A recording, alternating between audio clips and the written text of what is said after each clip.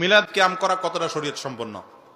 নবীজি সাল্লাল্লাহু আলাইহি ওয়াসাল্লাম প্রতি দুরূদ পড়বেন, এটা ঠিক আছে, কিন্তু দুরূদের জন্য সবাই একত্র হইতে হবে, আবার দুরূদ পড়তে পড়তে দাঁড়ায় যাইতে হবে, এরকম কোন নির্দেশ কোরআন হাদিস দেয় নাই। এটা আমাদের মন গড়া নিজেদের বানানো পদ্ধতি, কোরআন হাদিসে কোথাও এগুলো নাই।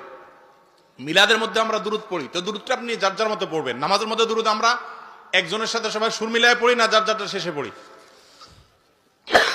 না? এই দুরূদ কি সবাই একসাথে সুর মিলায় পড়েন? তাইলে নামাজের বাইরে একইভাবে দুরূদ পড়বেন, আলাদা কোনো পদ্ধতি না যে একজনের সাথে সবাই সুর মিলাইয়া নবী টান দিবেন, এরকম কোনো পদ্ধতি কোরআন হাদিসে জাল হাদিসেও পাওয়া যায়। অতএব এই মিলাদ এবং কিয়াম, বিশেষ করে মিলাদ এর জন্য আয়োজন, আনুষ্ঠানিকতা, সুরে সুর মিলানো, দাঁড়ায় যাওয়া, এগুলো সবগুলাই ইসলামের দৃষ্টিতে কোনো সঠিক কাজ নয়, ভুল কাজ। দাঁড়িয়ে কিয়াম করা কি জায়েজ?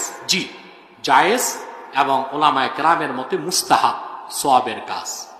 জনপুর, ফুরফুরা, অন্যান্য আহলুস সুন্নাল জামাতের যারা, আমরা মুস্তাহাব মনে করে থাকি এবং মুস্তাহাব মনে করি।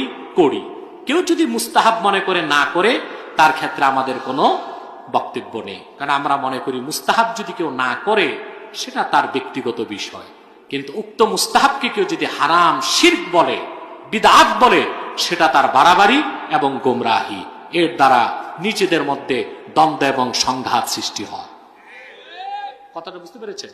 আরেকটা কথা, যে আল্লাহ রাসূল সাল্লাল্লাহু আলাইহি ওয়াসাল্লামকে মিলাদ শরীফ পড়ার সময় দাঁড়িয়ে সালাম করব কেন, এটা সম্পর্ক আদবের সাথে। কিসের সাথে?